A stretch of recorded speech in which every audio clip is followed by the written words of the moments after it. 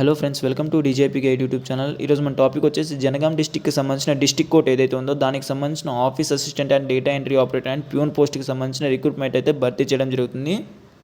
So దీనికి సంబంధించిన selection process ఒకసారి చూసుకుంటే ఎటువంటి అప్లికేషన్ ఫీ అనేది ఉండదు, అలాగే ఎటువంటి ఎగ్జామ్ అనేది కండక్ట్ చేయరు, అలాగే ఎటువంటి ఎక్స్పీరియన్స్ కానీ అవసరం లేదు.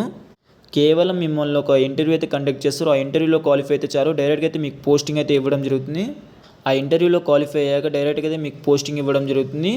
సో ఇక్కడ ఇంకోటి ఏంటంటే ఎటువంటి అప్లికేషన్ ఫీ లేదు కాబట్టి మీరు కొంచెం అందరైతే అప్లై చేసుకోవడానికి ట్రై చేయండి. మన టాపిక్లో వెళ్ళే ముందు మన ఛానల్ని ఎవరైనా ఫస్ట్ టైం విజిట్ చేస్తున్నట్టయితే మన ఛానల్ని అయితే సబ్స్క్రైబ్ చేసుకోండి, అలాగే పక్కనే ఉన్న గంట సింబల్ కొట్టండి అప్డేట్స్లో ఉండడానికి. మన ఛానల్ని ఎందుకు సబ్స్క్రైబ్ చేసుకోవాలంటే మన ఛానల్ వచ్చేసి ప్రతి ఒక్క జాబ్ నోటిఫికేషన్ సంబంధించిన అప్డేట్స్ అండ్ ప్రతి ఒక్క జాబ్ నోటిఫికేషన్ సంబంధించిన అప్లికేషన్ ప్రాసెస్ అనమాట. సింపుల్గా మీ ఇంట్లోనే కూర్చొని మీ మొబైల్లోనే అప్లికేషన్ ప్రాసెస్ ఎలా చేసుకోవాలో మన ఛానల్లో అయితే ఎక్స్ప్లెయిన్ చేయడం జరుగుతుంది. సో ప్రతి ఒక్క జాబ్ నోటిఫికేషన్ సంబంధించిన అప్లికేషన్ ప్రాసెస్ మీ ఇంట్లోనే కూర్చొని మీ మొబైల్లోనే చేసుకోవాలంటే మన ఛానల్ అయితే సబ్స్క్రైబ్ చేసుకోండి. మన ఛానల్లో అప్లికేషన్ ప్రాసెస్ సింపుల్గా కొంచెం క్లియర్ కట్గా ఎక్స్ప్లెయిన్ అయితే చేయడం జరుగుతుంది. కొన్ని షార్ట్ కట్స్ ఉంటాయిగా, ఆ షార్ట్ కట్స్ యూస్ చేసి సింపుల్గా అయితే ఎక్స్ప్లెయిన్ చేయడం జరుగుతుంది. సో మన ఛానల్ ఇంకా మీరు సబ్స్క్రైబ్ చేయకపోతే మన ఛానల్ని సబ్స్క్రైబ్ చేసి పక్కన ఉన్న గంట సింబల్ని అయితే కొట్టండి అప్డేట్స్లో ఉండడానికి. ఇక ఏమాత్రం లేట్ చేయకుండా మన టాపిక్లోకి అయితే వెళ్ళిపోదాం. సో ఈ నోటిఫికేషన్ వచ్చేసి డిస్ట్రిక్ట్ లీగల్ సర్వీస్ అథారిటీ నుంచి అయితే నోటిఫికేషన్ అయితే రావడం జరిగింది. For the post of office assistant, data entry operator and peon పోస్ట్కి సంబంధించిన నోటిఫికేషన్ అయితే భర్తీ చేయడం జరుగుతుంది ఈ నోటిఫికేషన్లో. అలాగే ఈ రిక్రూట్మెంట్కి సంబంధించిన లాస్ట్ డేట్ ఒకసారి చూసుకుంటే last date for receipt of applications అని ఉంది. సో ఇక్కడ వచ్చేసి 16/6/2026 అనమాట. జూన్ అంటే ఇక్కడ డేట్ వచ్చేసి జూన్ 16 వరకు అయితే ఈ నోటిఫికేషన్ సంబంధించిన రిసిప్ట్స్ అనేది పోస్ట్లో అయితే చేసుకోవచ్చు మనం. సో నెక్స్ట్ వచ్చేసి ఇక్కడ చూసుకుంటే ఒకసారి application shall be submitted through post అనమాట. ఏదైతే మీరు ఎవరైతే అప్లై చేద్దాం అనుకుంటున్నారో వీళ్ళకి సంబంధించిన ఏదైతే ఫామ్ ఉంటుందో అప్లికేషన్ ఫామ్ ఉంటుంది కదా, దాన్ని ఫిల్అప్ చేసేసి మీరైతే పోస్ట్లో ద్వారా అయితే ఈ నోటిఫికేషన్కి అయితే మీరు అప్లై చేసుకోగలరు. త్రూ ఆన్లైన్ ద్వారా కాదు, జస్ట్ త్రూ పోస్ట్ ద్వారా అయితే ఈ నోటిఫికేషన్కి అయితే మీరు అప్లై చేసుకోగలరు. సో త్రూ పోస్ట్ ద్వారా అప్లై చేసుకోవాలి కాబట్టి అప్లికేషన్ ఫామ్ ఏదైతే ఉందో మీరైతే దాన్ని డౌన్లోడ్ చేసి ప్రింట్అవుట్ తీసుకొని దాన్ని మీరు ఫిల్అప్ చేసేసి త్రూ పోస్ట్ అయితే మీకు ఇక్కడ ఇచ్చిన అడ్రస్ అయితే ఇస్తారు. ఆ అడ్రస్కి అయితే మీరైతే పోస్ట్ అయితే చేయాలి. సో ఇక్కడ ఇంకోటి ఏంటంటే అప్లికేషన్ ఫామ్కి సంబంధించిన పీడిఎఫ్ అనేది మన టెలిగ్రామ్ ఛానల్ అయితే పోస్ట్ చేయడం జరిగింది.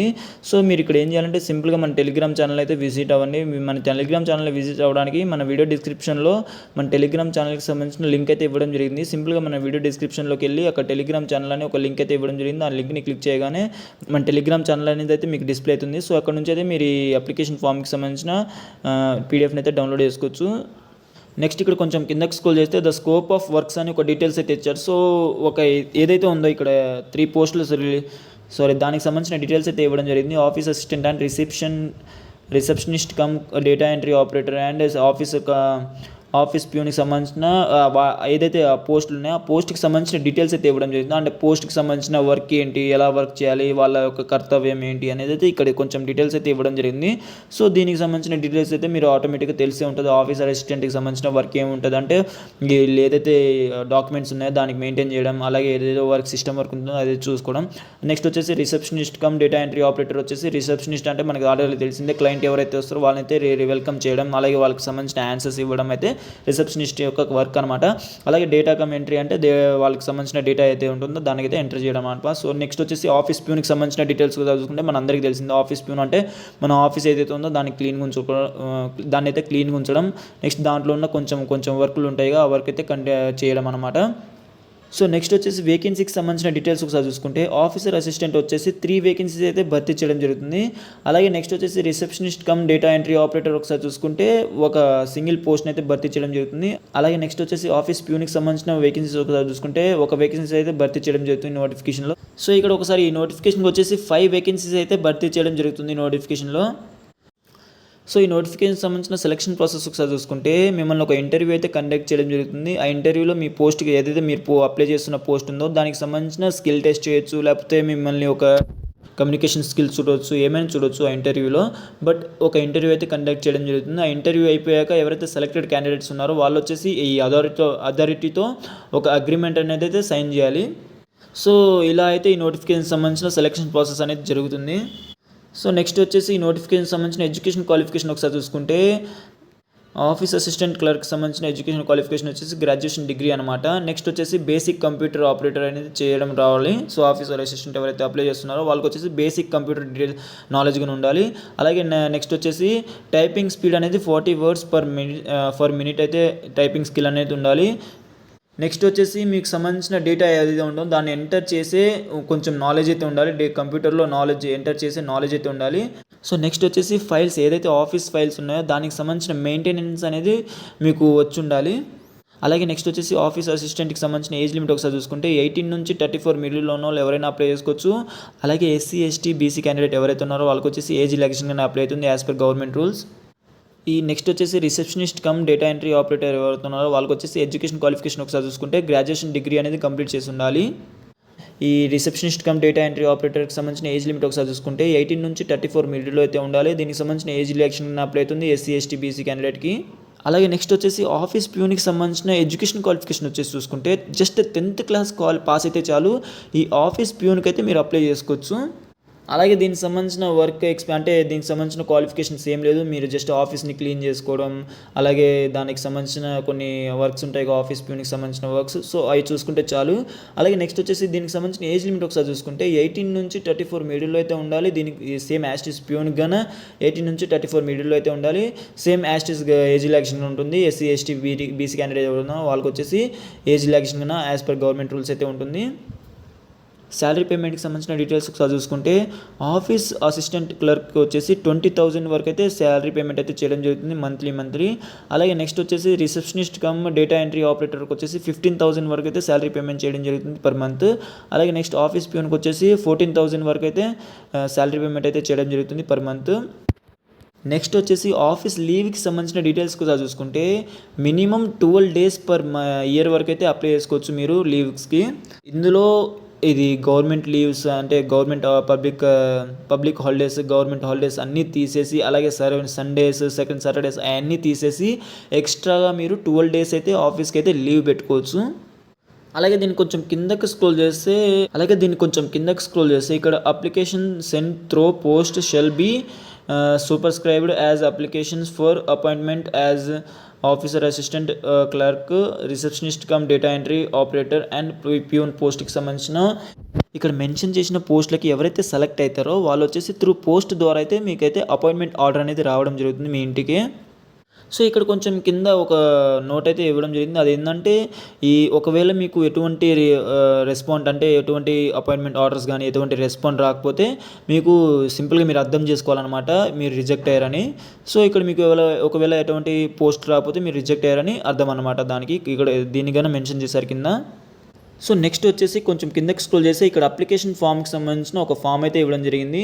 సో మీరు సింపుల్గా ఈ అప్లికేషన్ ఫామ్ని అయితే ప్రింట్అవుట్ తీసుకున్న తర్వాత ఇక్కడ మెన్షన్ చేసిన డీటెయిల్స్ని అయితే ఫిల్అప్ చేసేయండి. ఫిల్అప్ చేశాక మీరు సింపుల్గా ఏం చేయాలంటే ఈ అప్లికేషన్ ఫామ్ని అలాగే దీనికి రిలేటెడ్కి సంబంధించిన కొన్ని మీ ఎడ్యుకేషన్ క్వాలిఫికేషన్కి సంబంధించిన డాక్యుమెంట్స్ ఉంటాయిగా ఆ డాక్యుమెంట్స్ని అప్లికేషన్ ఫామ్ని జిరాక్స్ అంటే మీ గ్రాడ్యుయేషన్కి సంబంధించిన డీటెయిల్స్కి మీ గ్రాడ్యుయేషన్ లేదా 10th సంబంధించిన డాక్యుమెంట్స్ మెమోస్ ఉంటాయిగా దాన్ని అయితే జిరాక్స్ తీసుకొని అలాగే ఈ అప్లికేషన్ ఫామ్తో పాటు మీ రిలేటెడ్ డాక్యుమెంట్స్ జిరాక్స్ని కన్నా ఒక పోస్ట్ అయితే చేసేయాలి. ఈ అప్లికేషన్ ఫామ్లో వచ్చేసి మీ పేరు అయితే అడుగుతున్నారు. సో నెక్స్ట్ వచ్చి సెకండ్ ఒకసారి చూసుకుంటే మీ ఫాదర్ నేమ్ అడుగుతున్నారు. ఇక్కడ థర్డ్ ఒకసారి చూసుకుంటే డేట్ ఆఫ్ బర్త్ అనమాట. సో ఇక్కడైతే మీ డేట్ ఆఫ్ బర్త్ని అయితే ఎంటర్ చేయాలి. ఇక్కడ నెక్స్ట్ ఇక్కడ ఒకసారి చూసుకుంటే ప్రూఫ్ షుడ్ బి ఎన్క్లోజ్డ్ అంటే దీనికి సంబంధించిన మీకు డేట్ ఆఫ్ బర్త్కి సంబంధించిన బర్త్ సర్టిఫికేట్ ఉంటుందిగా ఆ బర్త్ సర్టిఫికేట్ సంబంధించిన జిరాక్స్ని కన్నా మీరు ఈ అప్లికేషన్ ఫామ్తో పాటు మీరైతే ఇవ్వాలి. నెక్స్ట్ వచ్చేసి ఒకసారి ఫోర్త్ ఒకసారి చూసుకుంటే ఎడ్యుకేషన్ క్వాలిఫికేషన్ అనమాట. సో ఎడ్యుకేషన్ క్వాలిఫికేషన్ ఇక్కడ ఎంటర్ చేసి దీనికి సంబంధించిన డాక్యుమెంట్స్ అయితే ఉందో ఆ డాక్యుమెంట్స్ సంబంధించిన జిరాక్స్ని కన్నా మీరైతే ఈ అప్లికేషన్ ఫామ్తో మీరైతే పోస్ట్ చేయాలి. నెక్స్ట్ వచ్చేసి ఫిఫ్త్ అనమాట టెక్నికల్ క్వాలిఫికేషన్ అనమాట. మీకు ఏమైనా టెక్నికల్ క్వాలిఫికేషన్ ఉంటే దాన్ని కన్నా మీరు యాడ్ చేయొచ్చు. ఒకవేళ లేకపోతే జస్ట్ దాన్ని స్కిప్ చేసేయండి. నెక్స్ట్ సిక్స్త్ ఒకసారి చూసుకుంటే పోస్టల్ అడ్రస్ అనమాట. మీకు సంబంధించిన పోస్ట్ ఏదైతే అడ్రస్ ఉందో ఆ అడ్రస్ని అయితే ఇక్కడ ఎంటర్ చేయండి. నెక్స్ట్ 7th వచ్చేసి మీ మొబైల్ నెంబర్ని అయితే ఎంటర్ చేసేయండి పక్కనే. నెక్స్ట్ వచ్చేసి 8th ఒకసారి చూసుకుంటే కమ్యూనిటీ అనమాట. సో ఇక్కడ వచ్చేసి మీ క్యాస్ట్ని అయితే ఎంటర్ చేయండి. క్యాస్ట్ని ఎంటర్ చేయడమే కాకుండా దీంతో పాటు మీ క్యాస్ట్ మీ క్యాస్ట్ సర్టిఫికేట్ ఉంది కదా దాన్ని కన్నా సేమ్ యాజ్ ఇట్ జిరాక్స్ తీసుకొని ఈ అప్లికేషన్ ఫామ్తో పాటు దాన్ని కన్నా పోస్ట్ చేయాలి. నెక్స్ట్ వచ్చేసి ఇది ఒకసారి 9th ఒకసారి చూసుకుంటే వెదర్ బిలాంగ్ టు అంటే ఏదైనా ఫిజికల్ హ్యాండిక్యాప్డ్ కేటగిరీలో ఎవరైతే ఉన్నారో లేకపోతే ఈఎస్ఎం కేటగిరీ ఎవరైతే ఉన్నారో వాళ్ళు కన్నా ఇక్కడైతే యాడ్ చేయొచ్చు. లేకపోతే దీన్ని సింపుల్గా మీరైతే స్కిప్ చేసుకోవచ్చు. ఒకవేళ మీరు దీంట్లో ఒకటి పిహెచ్ లేకపోతే ఫిజికల్ హ్యాండిక్యాప్ లేకపోతే ఈఎస్ఎం ఎవరైనా సెలెక్ట్ చేసుకుంటే దానికి రిలేటెడ్ సంబంధించిన డాక్యుమెంట్స్ని కన్నా మీరు జిరాక్స్ తీసుకొని సేమ్ ఈ పోస్ట్ అయితే చేయాలి. నెక్స్ట్ 10th ఒకసారి చూసుకుంటే local employment exchange registration number with date of last date with renewal. So ఏమైనా లోకల్ ఎంప్లాయ్మెంట్ ఎక్స్చేంజ్ ఏమైనా మీకు సంబంధించిన డాక్యుమెంట్ ఉంటే దీన్ని కూడా మీరు యాడ్ చేయొచ్చు. లేకపోతే దీన్ని సింపుల్గా స్కిప్ అయితే చేసేయండి. నెక్స్ట్ 11th ఒకసారి చూసుకుంటే ప్రివ్యూ ఎక్స్పీరియన్స్ ఏమైనా మీకు ఏమైనా ఎక్స్పీరియన్స్ ఉంటే ఇక్కడైతే మెన్షన్ చేయండి. ఒకవేళ ఎక్స్పీరియన్స్ లేకపోతే జస్ట్ దాన్ని కూడా స్కిప్ చేసేయండి. నెక్స్ట్ 12th ఒకసారి చూసుకుంటే ఇన్వాల్వ్ ఎనీ క్రిమినల్ కేసెస్ మీ మీద ఏమైనా క్రిమినల్ కేసెస్ ఉన్నాయా అని అడుగుతున్నారు. సో ఏమైనా క్రిమినల్ కేసెస్ ఉంటే దాన్ని ఇక్కడ మెన్షన్ చేయండి. ఒకవేళ క్రిమినల్ కేసెస్ ఏమి లేకపోతే దాన్ని స్కిప్ చేసేసి ఒకవేళ మీకు ఏమైనా ఉంటే దానికి సంబంధించిన డీటెయిల్స్ కింద ఇవ్వాలి. సో నెక్స్ట్ వచ్చేసి చూసుకుంటే 13th అనమాట. 13th వచ్చేసి filed or defending any civil cases అనమాట. ఏమైనా మీకు మీద ఏమైనా సివిల్ కేసెస్ ఏమైనా ఉంటే దానికి కన్నా ఇక్కడ మెన్షన్ చేయాలి. ఒకవేళ మీకు ఏమైనా సివిల్ కేసెస్ లేకపోతే దాన్ని కన్నా స్కిప్ చేసేయండి సింపుల్గా. నెక్స్ట్ 14th ఒకసారి చూసుకుంటే ఫర్ రిటైర్డ్ జుడికల్ డిఎల్ఎస్సి ఎంప్లాయీస్ ఎవరైతే ఉన్నారో వాళ్ళకి సంబంధించిన డీటెయిల్స్ కింద ఎంటర్ చేయొచ్చు. ఎవరైనా రిటైర్డ్ ఆఫీసర్స్ ఉంటే వాళ్ళకి సంబంధించిన డీటెయిల్స్ అయితే ఎంటర్ చేయొచ్చు. ఒకవేళ రిటైర్డ్ ఆఫీసర్స్ లేకపోతే దాన్ని అయితే స్కిప్ చేసేయండి. స్కిప్ చేశాక క్యాండిడేట్ సిగ్నేచర్ అని ఉంది కదా, సో ఇక్కడ వచ్చేసి మీ క్యాండిడేట్ సిగ్నేచర్ అయితే ఎంటర్ చేయండి. నెక్స్ట్ వచ్చేసి డిక్లరేషన్ ఫామ్ అయితే ఇస్తున్నారు. సో ఇక్కడ వచ్చేసి same as it is declaration ఫామ్ని కన్నా మీరు ప్రింట్అవుట్ తీసుకొని ఇక్కడ మీ సిగ్నేచర్ అయితే చేసేసి ఈ 2 పేపర్స్ ఏదైతే ఉందో దాన్ని మీరు ప్రింట్అవుట్ తీసుకొని దీంతో పాటు ఇందాక చెప్పాక కొన్ని డాక్యుమెంట్స్ దాన్ని కన్నా జిరాక్స్ తీసుకొని ఈ 2 పేపర్లు అటాచ్ చేసేసి ఆ జిరాక్స్ని అటాచ్ చేసేసి మీరైతే సింపుల్గా ఒక అడ్రస్ చెప్తా. సో దానికైతే మీరు పోస్ట్ చేసేయండి. సో ఈ పోస్ట్కి సంబంధించిన అడ్రస్ వచ్చేసి ఇక్కడ డిస్ప్లే అవుతుంది. సో ఇక్కడ సింపుల్గా ఈ అడ్రస్కి అయితే మీరు ఈ పోస్ట్ని అయితే చేసేయండి. చేసిన తర్వాత వాళ్ళ నుంచి వచ్చే రిప్లై కోసం మీరైతే వెయిట్ చేయండి. వెయిట్ చేశాక ఒక ఇంటర్వ్యూ అయితే కండక్ట్ చేస్తారు. సో ఇంటర్వ్యూకి అటెండ్ అయ్యి సింపుల్గా అయితే ఈ నోటిఫికేషన్ అయితే మీరు రిక్రూట్మెంట్ అయితే అయిపోవచ్చు. సో ఇదన్నమాట ఈ నోటిఫికేషన్ సంబంధించిన డీటెయిల్స్. సో ఈ నోటిఫికేషన్కి ఎవరైనా అప్లై చేద్దాం అనుకుంటే సింపుల్గా అయితే మీరు అప్లై అయితే చేసుకోండి. అలాగే ఇలాంటి జాబ్ నోటిఫికేషన్ సంబంధించిన అప్డేట్స్లో ఉండడానికి మన ఛానల్ అయితే సబ్స్క్రైబ్ చేసుకోండి. జై హింద్.